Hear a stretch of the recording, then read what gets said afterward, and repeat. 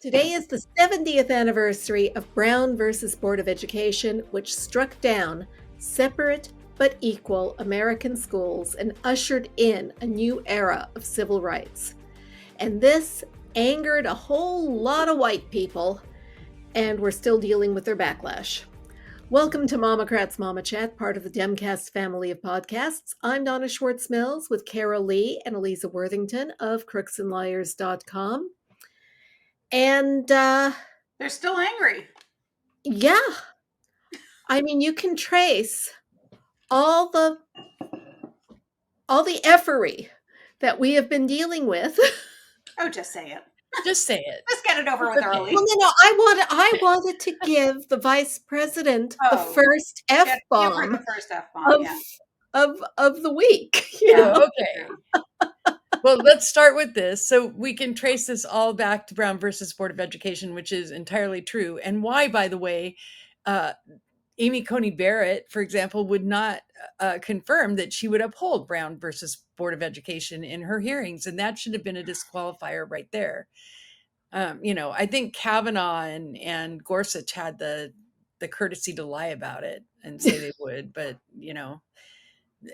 I think I probably like Amy Coney Barrett better for not lying about it, but she shouldn't have been confirmed at all. Hi, Kitty. Yeah. So they're still pissed. Project 2025 is totally about taking us back to pre-Brown versus Board of Education days and making it the way it was before. Yeah. Oh, Project 2025 is going to take us even farther back. When did the civil service, the nonpartisan civil service, get started? Like the 1890s? Yeah, something like that. That far back? Wow. It was. Okay. Yeah. I mean, they want to go back to, pre-Civil War, basically. Mm-hmm. Yeah. So no 14th Amendment, no 13th Amendment. None of that. No 19th Amendment. They don't want us to vote. Oh, yeah, they don't want us to vote. So there's that. Kitty wants to vote too. Yeah. She would vote. She's a Democrat. No, she'd vote those suckers out. Democrat. She is a Democrat. Democrat. Yes. So anyway, yes, that's just scary what they want to do. And I'm glad to see the Biden campaign is pushing back on that and actually coming out against Project 2025. Project 2025? Yeah. Every chance they get. Yeah, they've sent a big press release today, basically aiming at it, directly speaking about it with the words Project 2025, which is great. That's what they need to do. That's what we've been pushing on our site, is how terrible it is. So yeah. We should talk about it a lot. Yeah. And I mean, it wasn't just today. They have been sending lots of releases and lots of tweets. I know they have been, but today's was the most comprehensive of any that I've seen. It was definitely. Is that on Crooks and Liars today or not? No, it was a press release from the campaign. Okay. But we have Project 2025 stuff all over the site. Well, yeah, we do. We talk a lot about it. So yeah. But maybe we should just talk about our vice president and how wonderful she is. She's a badass. She is so She's wonderful. A badass, and that's why they, that's why they want to replace her. Yeah. Yeah. It's why. And I think she did that on purpose. And just like I think that Biden did it on purpose when he dropped the F-bomb ahead of the signing of the Affordable Care Act. Yeah. So having, VP Harris basically in the context of a speech saying, don't let anybody define you, don't let them put you, in their frame, you stay in your frame and everything. And I don't have the exact quote in front of me, but it was, if they don't hold the door for you, kick. Oh, right. If they won't open the door for you, kick the fucking door down. Yeah, that was it. And it was It was perfect. to the AAPI students, right? Yeah. What? Yeah. She Yeah. was talking, in reference to AAPI month. Right. Sometimes you need to kick that fucking door down. Yeah. And then she's like, "Oh, and excuse my language." And I'm thinking to myself, "Oh, come on, girl. You did that on purpose. We all know you did." Yeah. And I was so glad she did, because it was like it broke through the stupid news cycle that we were in. Yeah, they finally reported on her. Right? Yeah. I mean, finally we get, and it's not just blah, blah, blah, Trump, blah, blah, blah, court, blah, blah, blah, all day long. I mean, certainly there's something to be said for that, but man, it's repetitive. It is. I'm so over like everything. So it was great to have Vice President Harris say something that actually made it into the news cycle, even if it was Fox News people freaking out about it. Right, but you know what? It was Fox News, but it was the Fox News audience that heard her saying if people don't open the doors, they're going to get kicked down. Yeah, right. And that's something they need to hear. And can I change the subject for a second to something sad that I just saw? Did you guys see this? Like 2 minutes ago. Dabney Coleman died. Oh, just a sad little Hollywood note. Yeah. Anyway, that's all. He had a good long life. 92.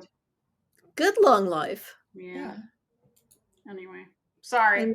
And some very iconic roles. We won't forget him as the creepy boss in 9 to 5. And in Tootsie, he always plays a creepy guy. But anyway, I was looking for that press release and came across this TMZ thing. But I see. Sorry. That's okay. Yeah. So yeah, I don't care that the Fox people were clutching their pearls about that. Oh, I don't either. I was glad they were clutching their pearls about it. I'm glad that they were so clutching their pearls that they had to have it repeated over and over and over again for their audience. It's like, that's perfect. And, by the way, it didn't just need to be Fox News. It could have been CNN and MSNBC that did it too. But they were too obsessed. Since everything gets filtered through Fox News and the other news outlets, right? Decide to cover things when it gets to critical mass on Fox, that just worked out better, because they would have ignored it otherwise. Yeah. Is that right? Totally. Is that the way the news? That's the way it's ecosystem works.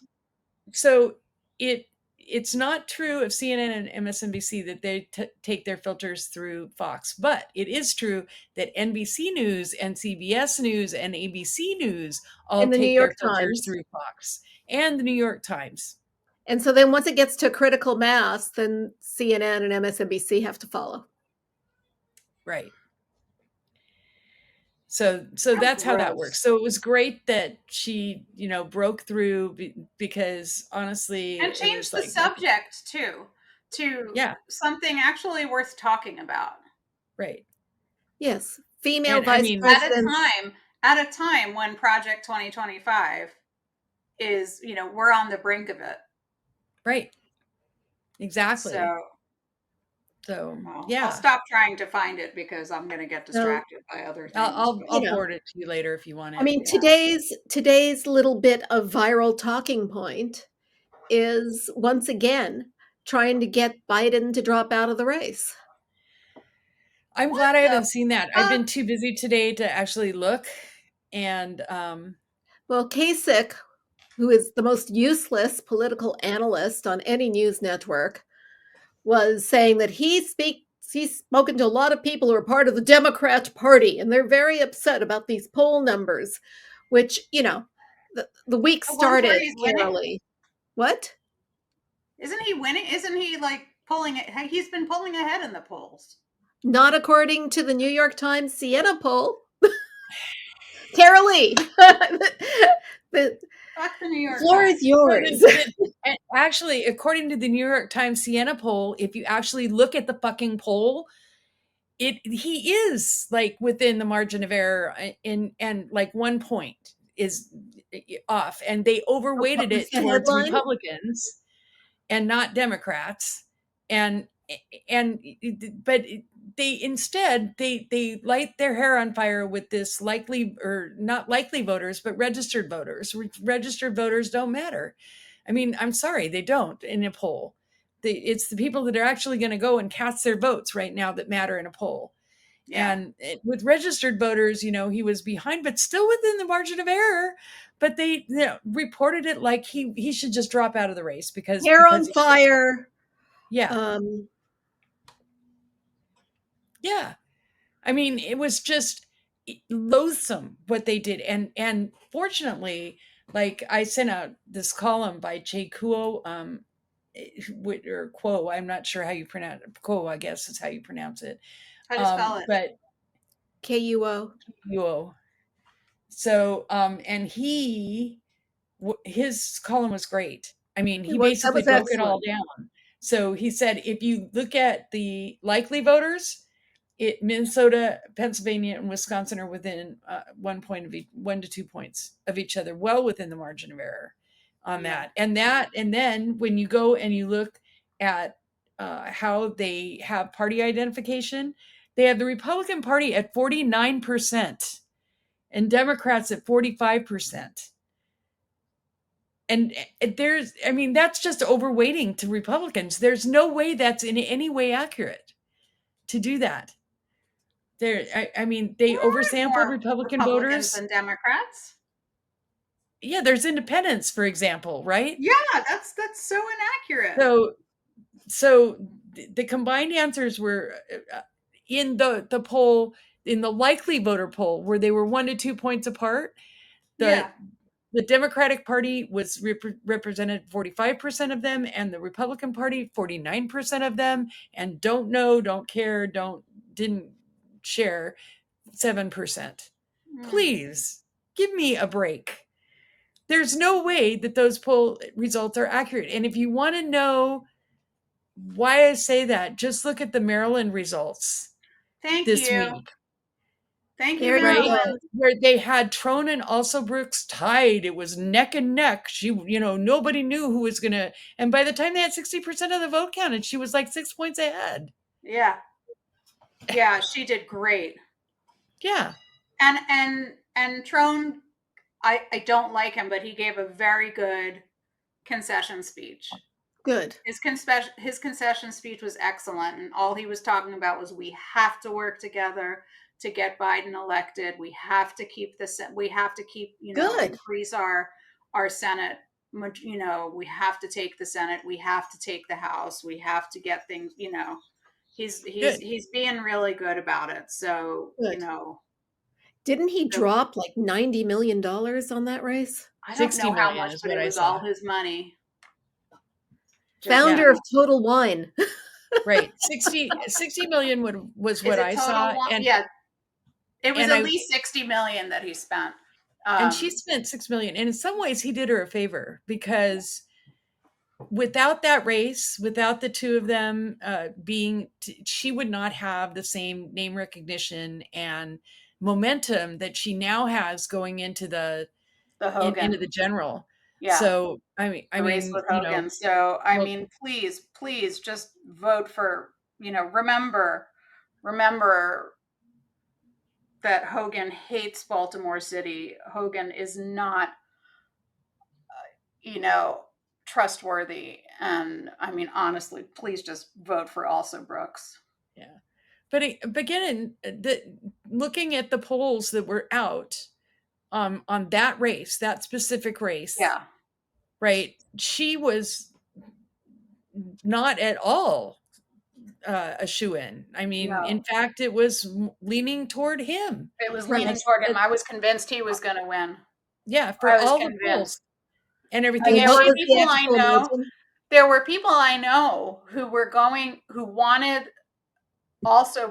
initially going to vote for Angela Also Brooks, and then when they saw how much better the polls were coming out for Trone Mm-hmm. said they were going to vote for Trone. Oh, when they were saying how much better in a matchup between against Hogan, Trone and Hogan would be right. that Trone would do better.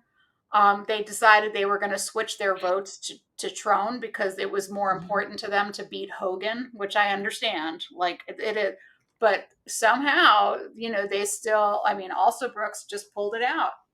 Well, she came from behind too to do it, She which came was from behind. But the great thing is that because it was this quote unquote neck and neck race, she's now got that name recognition out there, and she's got, and she's got the whole underdog thing going for her, even though I don't think she was such an underdog. I mean, that's the thing. I think the polling was way off on her. It was way off, and time.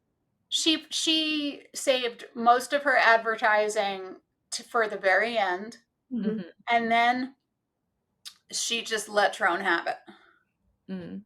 She just ran commercial after commercial about how he gave money to the MAGA Republicans, and now look what happened to Roe, and that he donated, and she just hit him so hard on that, and then whoosh, she went. I mean, she played it so smart.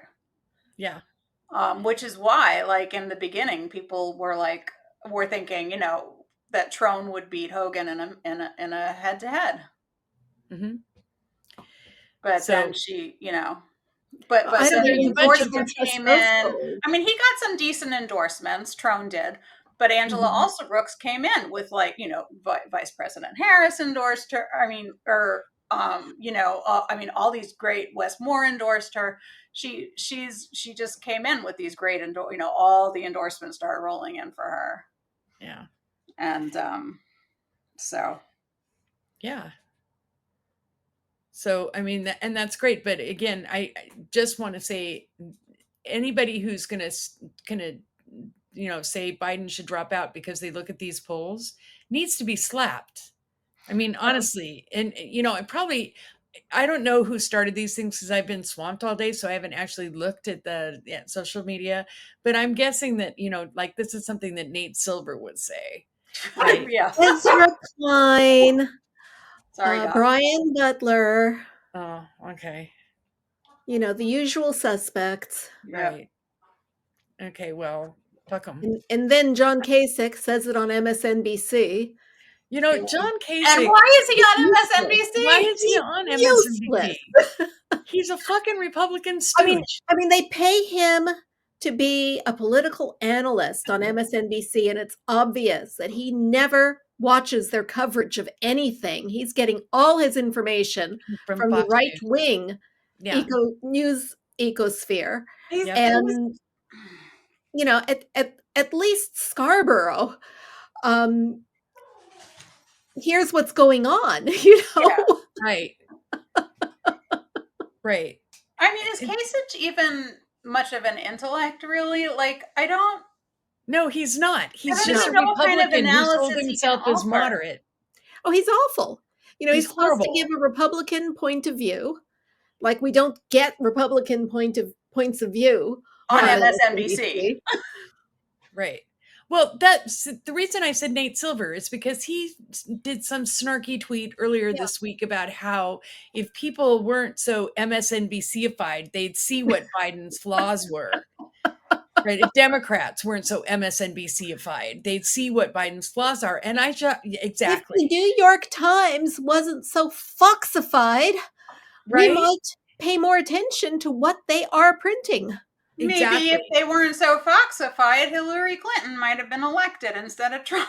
And we wouldn't have all of these problems right now. And I mean, my response to Nate Silver was, we know what his flaws are. We're aware of what his flaws are. Yeah. I said, but, he's not a fascist. Yeah. And he's not committing crimes. Yeah. So those are two real good reasons why we should be voting for Biden. I mean, and that's just the bare minimum. Joe Biden has been a fantastic president. Of course he has. Yeah. And I'm not arguing that at all. But I'm just saying to these people who, in 280 characters think that they can somehow start a trend, So- it's like what I want to say is, yeah, he's not perfect. There's stuff that, do I wish that he would repudiate Netanyahu? Yes, I do. I do. I wish he would stand by Israel and repudiate and repudiate ugh. Well, that's a whole other topic. topic. And by the way, I believe privately he is, but that's just me. But yeah, anyway. Well, I believe privately he is too, because I think he is privately, but at some point, and it's going to be a finesse. I mean, anyway you cut it, it's going to be finesse. And yes, it is a whole other topic, and I didn't mean to open that. Because back on Biden, the whole Biden needs to quit thing also seems to have been fueled by these debates. Like they're now doubting his ability to beat as opposed to Trump in a debate. They think Trump's going to do well. Can we just pull up? I wish that we could just, in this podcast, pull up some video of Biden making mincemeat out of Trump last time. I wish we could.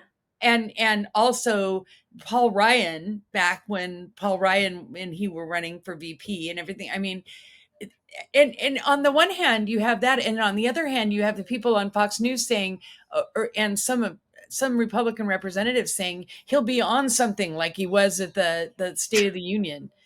He'll be coked up or something. Again, as opposed to Trump, who's not going to be snorting Adderall before. Absolute projection. Total projection. It's projection. Yeah. But on top of that, I mean, you have some people who are rightly pointing out that that Biden painted Trump into a corner. Exactly. Yeah, he challenged him. He said, "Come on, pal." I mean, that's the whole thing. Was so perfect and so snarky. Okay, I just have to say, on that level, I just loved the snark. I did. Basically, he's saying, "Yeah, okay, you want debates? Throw down. Here's the debates. Here's when they're going to be, and here's how they're going to be. And by the way, no audience, you pick when they're going to be. But I hear you're free on Wednesdays." Yeah. And it was genius. And he got criticized for that too. Oh, and the New York Times, right? Proves that Biden's behind. Because Oliver Willis is saying nobody knows that thing about the Wednesdays unless they're following the court case. That was some of us are following the court case, and we are enjoying that. I'm sure they are. A lot of us are following that court case. And Oliver Willis, if they're not, they can look it up. They can say, "Why is he free on Wednesdays?" And then they can enjoy the joke. It's not that hard. We have these little computers in our hands. We can look these things up if we're curious. Right? I know. I have one too. Yeah, isn't that wild? I absolutely love the fact that there will be no audience. Me too. Great. I forget who said, that Barron is going to be graduating on those 2 dates as well. Whatever it is, June 15th and July, whenever the debates June 27th and September too bad Barron's going to be graduating on those dates too. But again, that's historic, because of the fact that there's so much early voting that goes on now. Yeah. And that we know that both candidates are the candidates. Yeah. We don't have to wait for the conventions. Right. We know that they are the party bearer. Right. We can have this early one in June and the other one in September. So, the best part of all of this is the requirement that the mic be cut after their time is up. Yeah. Right. I didn't know that. Yeah. So that is how you deal with somebody who refuses to follow the rules. I still have not forgiven Trump the way he followed Hillary Clinton around the floor. Being a creep. Creep. And then get, went there with COVID, 4 years later. And that was unforgivable to me. I mean, that was like attempted murder, right? I mean, because Yeah. back then we still didn't have the vaccines or anything when he He Yeah. did that. almost killed Chris Christie. You know? Yeah, exactly.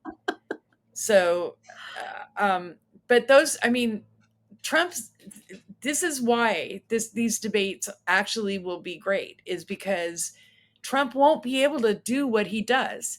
And Stephen Colbert did, you know, he does such a great Trump anyway, but he he's did genius. a great impression of Trump with his mic cut, right? Where it's just playing the accordion. Oh my God. I have to see that. I missed the guy who did the accordion thing. You remember the guy who did the accordion, who added accordion to all of Trump's videos? Whenever Trump did this, and he would like add an accordion sound. I haven't seen that in so long, but those made me laugh. Stephen Colbert, though, is so funny. He does this, and then he goes. I'm surprised he didn't go like that, you know? Right, exactly. Well, we need to have things to laugh about, because if Trump wins, we've got Project 2025. Yeah. Today's Daily Beast headline was how they are planning this massive deportation to go on the minute he's in office. I mean, I don't even read the articles anymore because honestly, it freaks me out too much. Don't want to even entertain the possibility at this point. That it's like that's not an if in my mind. Right. It's a when Biden wins is what it is, and and you know, we haven't, like, women are going to drive this, and Black women are especially, and that the New York Times is out there already blaming Black men for Biden losing. MSNBC spent the whole morning on that. Why? Because some Black men like Biden, like Trump. Yeah, some Black men like Trump, Black and men are Trump curious. Yeah, young Black men are Trump curious, and also disgruntled about Biden. He's always had a tiny little sliver of the Black male population that had an affinity for Trump and his lifestyle and his, you know, brand. That's always been there. That's nothing new. Right, but you know, it's again, it's but just recycling that. They're trying to make that happen. They're basically telling us, you know, when Biden loses, you can blame Black men for it. We can't blame white Republicans, right? We can't blame the majority of white people who vote for him. Yeah. We can't blame the 55% of white women who vote for him. Evangelicals, I'm telling you. They're going to go for him. That's just how it is. But they represent less and less and less of the population. So, you know, there's that piece of it. I mean, I can't remember where I saw this. Nobody seems to want to say is that Trump is at a ceiling. He is where he's today. He's where he was a year ago, and it's where he's going to be in November. Biden is not at his ceiling right now. Biden is still out there getting votes, and you know, and people have not really fully tuned in yet either. And when they do, there's, you know, going to be, they're not going to be voting for Trump. I'm sorry. Well, Trump might not be at a ceiling if he would actually campaign. He won't campaign on anything that people want. Right, exactly. But that's what I'm saying. That's what I'm saying. He's not a politician. He's not interested in making anything better for anybody but himself. And he's not, you know, but that's what Biden can go out and campaign and meet people and offer something to them that he would like to do to help them and improve their lives and whatever. Trump has nothing to offer. And that's why he doesn't go out and talk to people. That's why he goes to rallies and pays them to cheer. But that's, you know, I mean, that's why you have what you have. And that's why he's at his ceiling and Biden's not.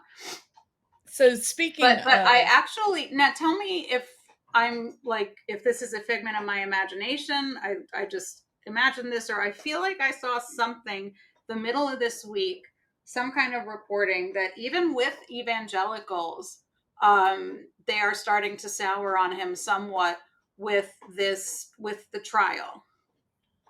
And no, I have heard that. Yeah. Have you heard that? And depending on how the outcome of this trial is, I mean, well, the other thing I've read forget the outcome, is that people are taking this trial seriously. Okay. And, you know, what they try to sell you is nobody's really taking it seriously. They're not tuning in. They're not paying attention. And honestly, the polls say something different. And if you're going to believe polls, you know, right, which we just told you not to, but well, I didn't say not to. I said pay attention to the details. So, but I mean, we should talk about the Trump trial because it's like this week has been absolute bonkers. Bonkers and just critical, just absolutely critical. Yeah.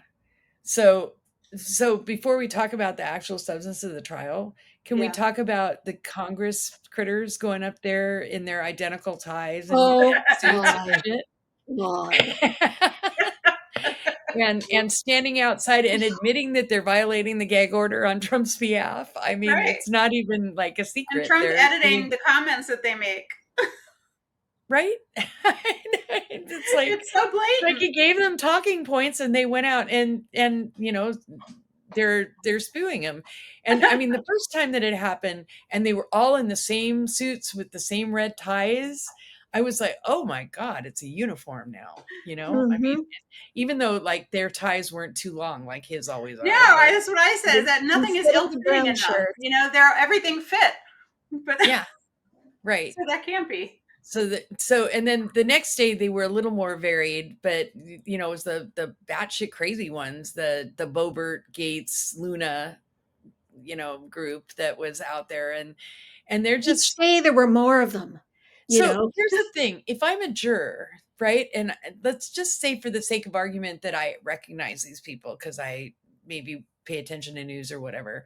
If I'm a juror and I see this whole like block of Congress people sitting there, what would I think about that? That was the question I had. What would I think about that? And you know what I think? I think it was a form of intimidation. Mm-hmm.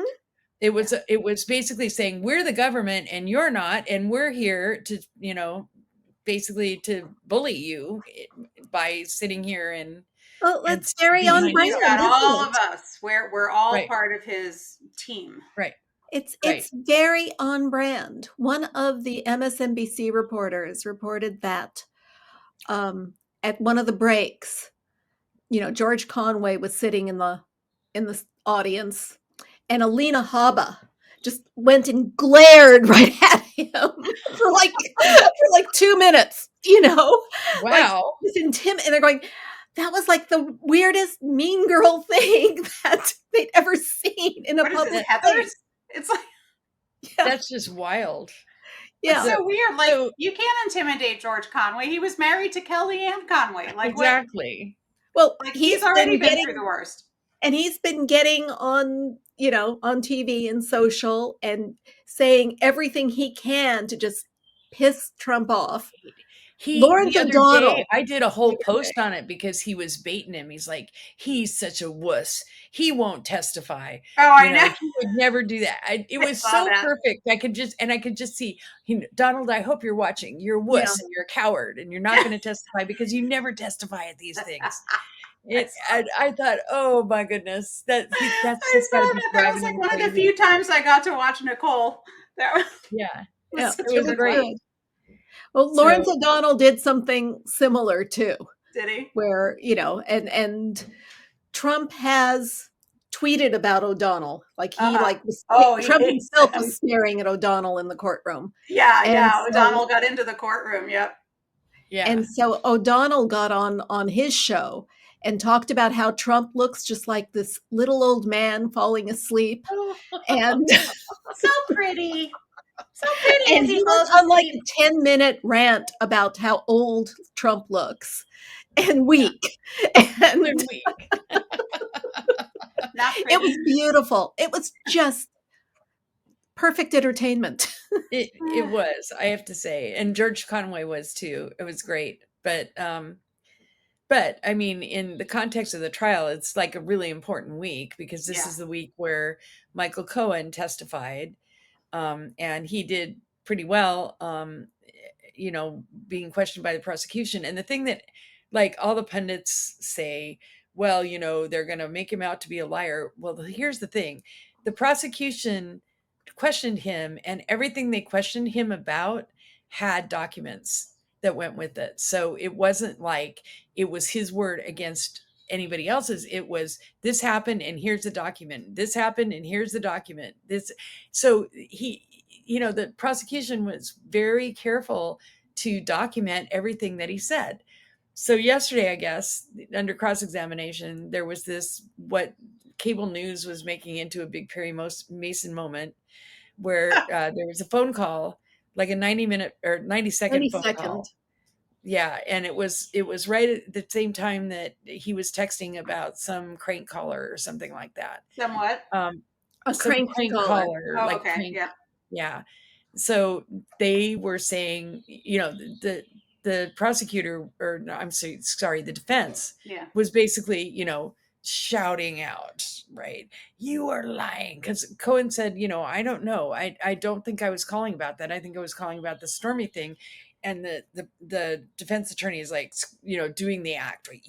This is a lie. You're lying. Lie, lie, lie, lie. And, Cohen's like staying calm and saying, no, I just don't think that was what the phone call was about. But even if it was, we could have covered both topics in 90 seconds. Yeah. So, I didn't think it was the Perry Mason moment that all these guys on cable did, all these lawyers and everything. And I felt like all week long, the commentary has been a trial horse race. It reminded me a lot of the OJ trial. So, which I did follow in a lot of detail. But it reminded me of that same dynamic of when the prosecution's up, so yeah, they've scored some points. Now it's the defense. Now the defense scored some points. You know what I mean? It was just, it was a weird frame. It was not the frame that the jurors are seeing. I guarantee you, I've sat as a juror, and we never sat there and said there was this one moment, this one single moment that made the difference in the case. Moment. The truth is that Cohen and Trump and Schiller were all exchanging messages a lot on that date. Also, and so if that one particular 90-second call might not be the one where this was discussed, it was discussed on that date because they've got the other corroborating evidence that shows that that's when stuff was happening. Bingo. And so, and also the thing that they really proved is that Trump is a liar who hires liars. Mm-hmm. I mean, that's really what they proved. And so if that's what they proved, the defense proved that, so did the prosecutor. And the issue at trial is the falsification of business documents to conceal, for election interference purposes. Then most of that cross-examination didn't do much. It's irrelevant. Yeah. Yeah. And so, didn't they, all the previous witnesses back up what Cohen is saying. Right. Oh, yeah. Even that's if why they're trying to prove or, they call into question Cohen's reliability. Yeah. So I'm not like confidently saying, that the jury will find in his favor. I think that I have this cynical piece of me that deals with, because I've dealt with the narcissist in the past and, and everything, and they always manage to weasel out of everything and never take any responsibility. So there's a cynical piece of me that says, there's going to be one juror on there that either hangs the jury or, whatever. I don't know, but I don't want to be cynical about it. I would like to say that I believe the jury will make the right decision based on the evidence that they have in front of them. But I'm preparing myself for the possibility that doesn't happen. I think we all have to.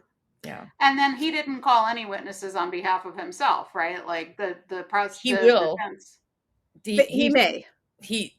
I think they were talking about one witness that was like an election expert, because I think that the key piece of this that makes it a felony is that it was interfering with the election to conceal the Stormy. Right. It was a violation of election campaign funding law. Right. So that's what turns it into a felony. And, you know, of course, you have all the pundits saying, well, the FEC wouldn't touch it. And I just feel like shouting back at them. The FEC is the most useless thing I've ever seen in my life. So I'm not surprised they wouldn't, The because it would be FEC has divided. already been gamed by the Republicans. Right. I mean, it would be right down the middle. Then they wouldn't be. That's what happens with everything. And then they can't make a decision, so the people can do whatever they want, Right. basically. Right. I don't know anything about that. I don't know. Yeah. Well, I just told you everything you need to know about the FEC. Okay. I used to dig down in their reports every month and get all the goodies out and dig them out and all that. And honestly, it made no difference. It's like, yeah, they're violating the law. So what? So, but the other trial that's going on that we should talk about is Menendez. Menendez. I'm not even following that. That just started. That just started I think yesterday. they're still in jury selection, but Yeah. he's gonna. I guess the defense for him is going to be that he blames his wife. Well, wait, can we just on Trump real quick? So we're not looking at close next week. I thought we were looking at closing next week. We are looking at closing next week. Yeah, That's but what I they're gonna. thought. Okay. The defense said they're going to call one. They haven't said whether Trump's going to testify, but if they're going to do closing on Tuesday, then he's not testifying. Okay, so they are. They did say that they're closing on Tuesday. But on Monday, I think they said they were going to call. That's what I thought. Their one witness. Okay. All right. Sorry. Okay. Now back to Menendez. And then court will be in session on Wednesday. Yeah. Next week, because it's a short week, and the judge would like to get the deliberations going. Oh, Memorial Day weekend is next week. It's an early Memorial Day weekend this year, right? So yeah, I mean, Menendez, the only thing I can tell you is that if you read the indictment, it looks pretty damning, right? Bad. Yeah. He has gold bars. He has, $460,000 in cash in his house. And he's saying basically, well, my wife did all that. Who among us, right? She locked the door, to the closet that had all the gold bars. I didn't even have a key to that room. I didn't know there was gold bars in there. And I think, is this like a thing? Blaming the wife? Yeah, blaming the wife. Yeah. Because we've got Alito blaming his wife for the that's a thing. Flag in front of his house. So Alito flies an upside down flag in front of his house ahead of Biden's inauguration and after January 6th. And he's not yanked from election-based cases, and he's not in any way, shape, or form sanctioned for doing that. And why? Well, Thomas isn't yanked from election-based cases. All this long for the story to even come out. The neighbors sent the New York Times those pictures back when it happened. I didn't know that. I did not realize that. Yeah. Can we once again say, fuck the New York Times forever and ever and ever? Amen. Amen. Yes. Yeah. So now we get this story about Alito, and that's not newsworthy. And he's blaming his wife. He's basically saying his wife got pissed. Get this, and tell me if you think it does, if it passes a smell test. He's claiming that somebody down the street had a "fuck Trump" sign in front of their house. And that made Alito's wife mad. So she went home and turned the flag upside down. She's still the wife of a Supreme Court justice. And it used to be that the justice, the jurisdiction, the justices and judges felt that they had to at least look impartial, Well, there's that, but there's also the fact that I have never seen a "fuck Trump" sign. I haven't either. I've only seen "fuck Joe Biden." I've only seen "fuck Biden." Yeah. So, I mean, I have the mug that says "fuck Trump," but I don't put it on my house. Yeah. And everything. So, I mean, the story doesn't pass the smell test on a number of different levels. Not at all. I didn't know that flag was, solidarity with the January 6th people and stop the steal messaging. The upside down flag is? Yeah. I thought the upside down flag was the sign of the universal sign of distress. It was until January 6th. and then they started flying it upside down. It became the symbol of the Stop the Steal group. Why do they take everything? The left has done that in the past too. Yeah, that's what I'm saying. Like, I thought it was just like the universal symbol for, this country is fucked up.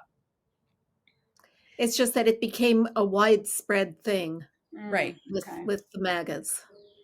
And it was, all over the Capitol on January 6th. Yeah. And so to have the wife of a They were waving upside down excuse flag. me, to have a Supreme Court justice have that in front of his home before, and I don't believe that she did that. I'm sorry, I just don't.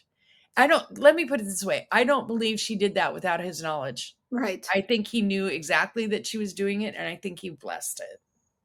If she did it at all, he may have been the one that did it. So I mean, why? And so that's Supreme Court Justice number 1. Supreme Court Justice number 2 is Clarence Thomas, who will not confirm that he paid off the loan for the RV. The only thing he'll say is that he satisfied the terms of the loan, which doesn't mean anything. Which doesn't mean he paid them off. Right. I mean, it could mean that he made a decision and they forgave the loan. And if they forgave the loan, then he should have had reported income for the amount of that loan as on his taxes. $250,000 worth of RV. And he didn't. So, I mean, either way, he's something's not right and he needs to fix it.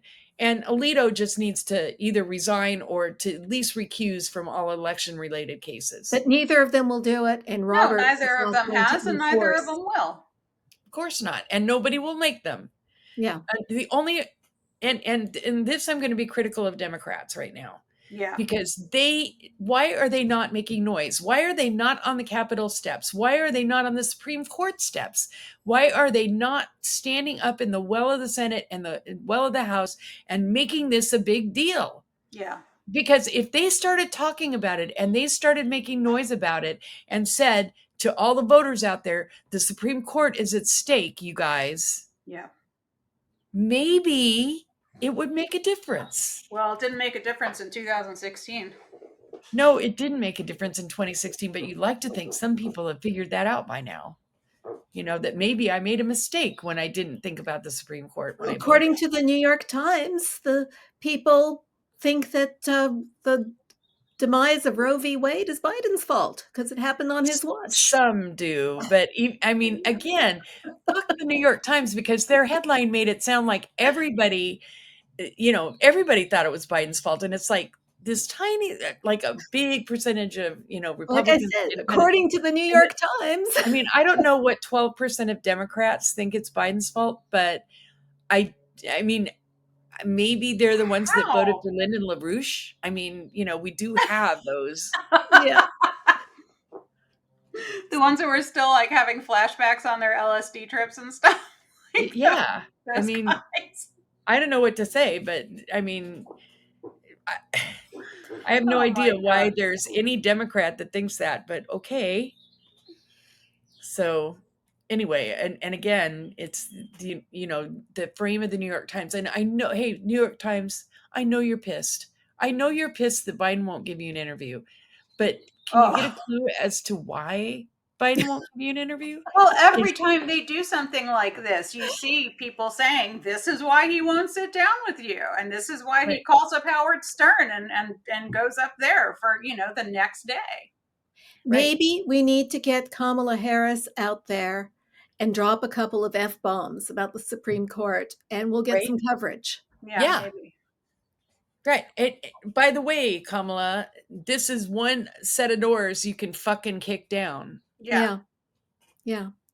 Or, maybe we can, get Marjorie Taylor Greene to, oh my God.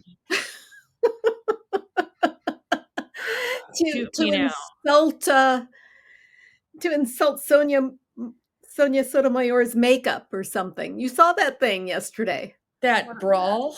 Yeah. What Mean Girls. That was something else. Jasmine, I just want to say, Jasmine Crockett, if I ever decided to be a lesbian, it would be because I fell in love with you. Jasmine Crockett, Marjorie Taylor Greene, of all people, is criticizing the style of Jasmine Crockett, Right. who always not just looked- criticizing her style, but criticizing that that something about her is fake. right, That her lashes were fake. You which know, is the style. as And- if She's Marjorie impeccably Taylor groomed. Greene's hair is the natural color. That's her natural. I mean, I don't know. Well, that's where, AOC went and insulted MTG back. Well, no, that was Jasmine Crockett. That was Jasmine That was Crockett. Jasmine Crockett insulting her back. Right. I mean, that was awesome. Bleach blonde butch body. Blonde, bad built butch body. Yeah. Beautiful. Just And beautiful. poor Jamie And then it was a Raskin. girl. Poor Honestly, Jamie Raskin looked like he was gonna fall out of. that like, was the best part of the whole thing was that watching him actually like was Jamie Raskin trying not to laugh. trying to maintain some semblance of dignity because he knows he's the dad on that committee. Because He Comer knows he's sure all the isn't. progressives' dad over there. And James Comer is like, say what? He's like, say what now? What is that? What did you say? He was so bewildered. I know. You could tell that he knew he was flailing and fucking up, but then she said that, and Crockett said that, and he was like, say, what now? What? And AOC was just like, don't even go there. And Jamie Don't Raskin even was like- try. Oh, and of course, this hearing is was at night. our House of Representatives. But then I don't feel so bad when I think about, like I've seen what goes on in, in England and their, legislative bodies. And, like we're not the only one that has kind of a shit show, sometimes. It's just that the shit show in ours is because of so many just absolutely unqualified people to be there. I mean, Don't forget how many people were in New York instead of at on the House exactly. floor yesterday. That's why they were doing it at night, Yeah. right?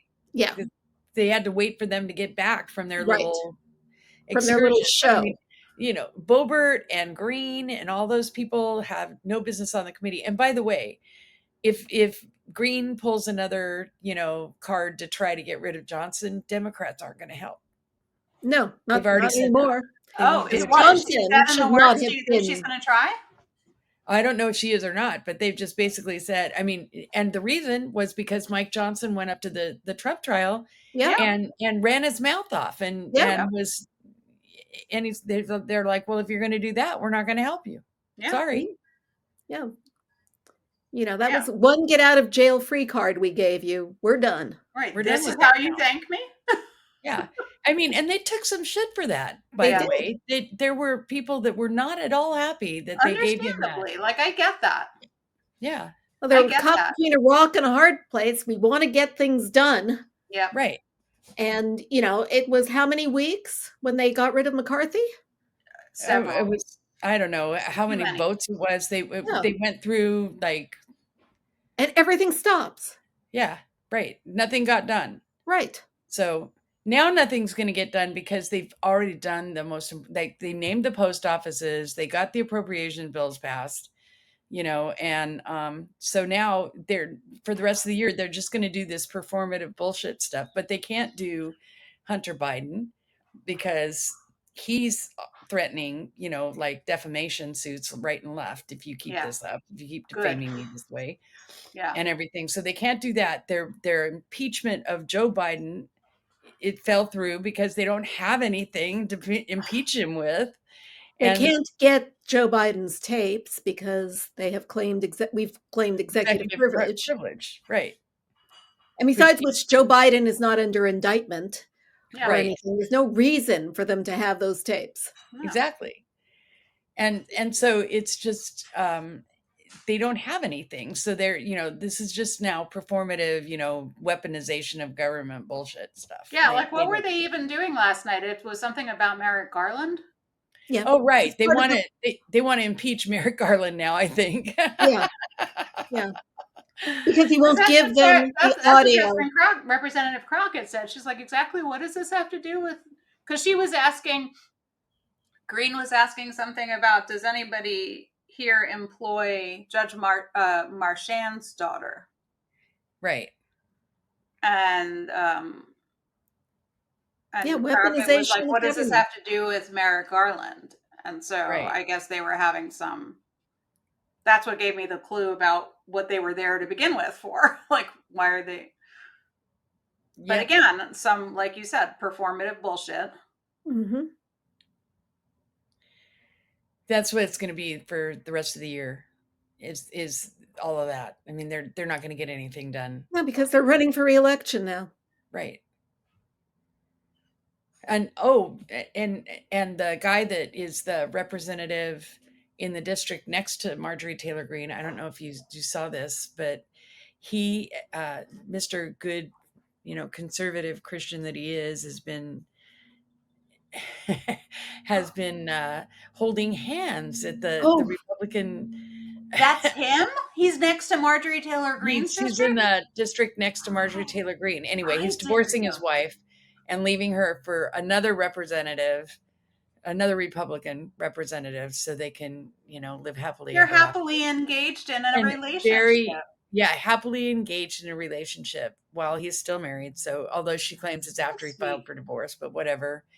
I don't think it is. And in fact, they asked the soon-to-be ex-wife why he filed for divorce. She said, "Why don't you ask him?"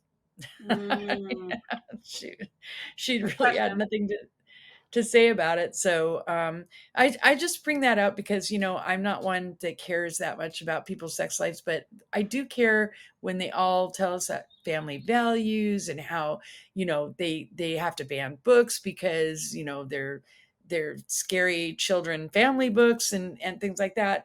And then, they're just as human as anybody else. And, how long they've been stripping in the cloakroom, nobody knows, Well, the hypocrisy doesn't shock me anymore.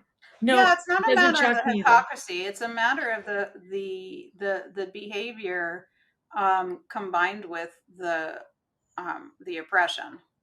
Yeah. That's the thing. Yeah. It's the oppression. Yeah. And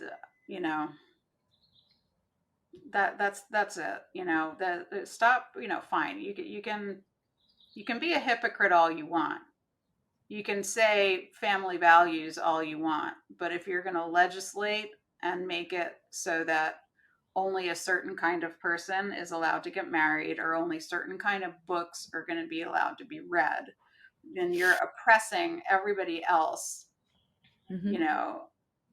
That's where it crosses over. Be a hypocrite on your own time, but leave me alone. Right. Don't tell me how to live my life, and don't legislate my life. Go ahead, be a hypocrite somewhere, where it doesn't impact me. Exactly. All of that. So while we're in a fuck people mood, maybe we fuck Greg Abbott too. Oh yes. We only have a minute left, you guys. We have a minute and a half left. This fuck is Greg Abbott. Horrible a story to do in 90 seconds. It is a horrible story, but all you need to know is that he pardoned the killer of a Black Lives Matter protester because he could. And that's all you need to know about it. And obviously, Black lives don't matter. We knew that. And he just made that point for us. It's all you need to know, except that the more you dig into it and the more you know, the more disgusting it is. It is. Yeah. So go read the news stories about Greg Abbott's pardon yesterday, because Washington Post. Yeah. Washington Post, not the New York Times. Vile human being. Yeah. He is. He is vile. So on that lovely note, have a good weekend, everyone. Have a good weekend. I am going to have a good weekend. That is our show. Fine. Have a good weekend. That is our show for the week. Join us next time on YouTube, MOMocrats.buzzsprout.com, or on your favorite podcast service such as iTunes, Google, and Amazon Music. And be sure to check our Facebook page for updates. I'm Donna Schwartz Mills with Karoli and Aliza Worthington saying bye for the MOMocrats. Bye-bye. Bye, everyone. MOMocrats Mama Chat is part of the Demcast family of podcasts.